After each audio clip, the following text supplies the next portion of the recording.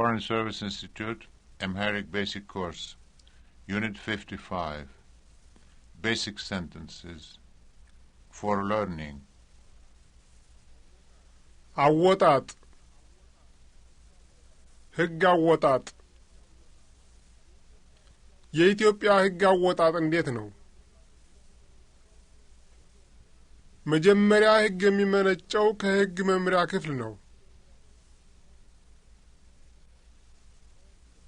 መወሰን፣ ውሳኔ። የሕግ መምሪያው ክፍል የወሰነው ሕግ ወደ ሕግ መወሰኛው ክፍል ይላክና እንዲነጋገሩበትና ውሳኔ እንዲሰጡ ይደረጋል።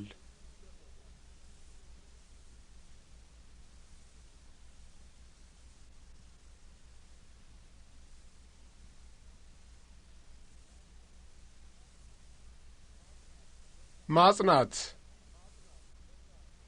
መሻር። የመጨረሻው ውሳኔ ለንጉሠ ነገሥቱ በቀረበ ጊዜ ንጉሠ ነገሥቱ ውሳኔውን ያጸናዋል ወይም ይሽረዋል።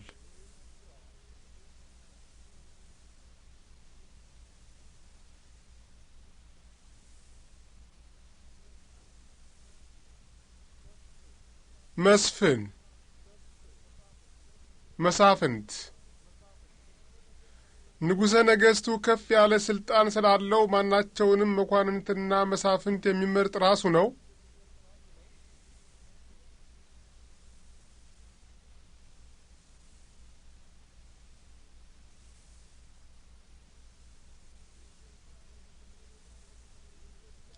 የኢትዮጵያ ንጉሠ ነገሥት ሚኒስትሮችንና ታላላቅ ባለስልጣኖችን ሁሉ ለመምረጥ ስልጣን አለው።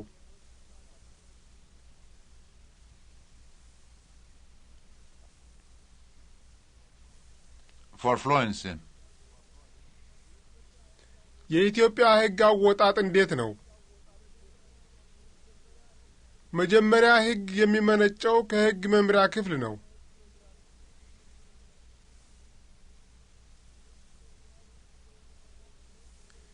የሕግ መምሪያው ክፍል የወሰነው ሕግ ወደ ሕግ መወሰኛው ክፍል ይላክና እንዲነጋገሩበትና ውሳኔ እንዲሰጡ ይደረጋል።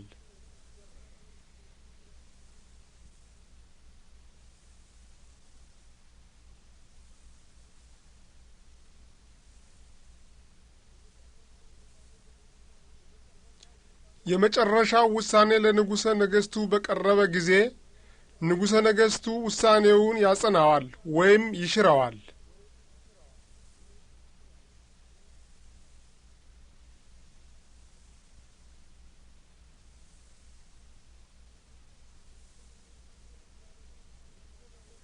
ንጉሠ ነገሥቱ ከፍ ያለ ስልጣን ስላለው ማናቸውንም መኳንንትና መሳፍንት የሚመርጥ ራሱ ነው።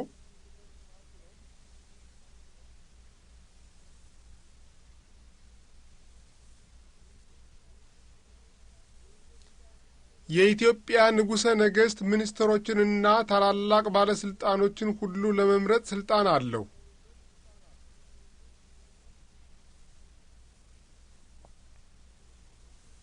For comprehension. የኢትዮጵያ ሕግ አወጣጥ እንዴት ነው?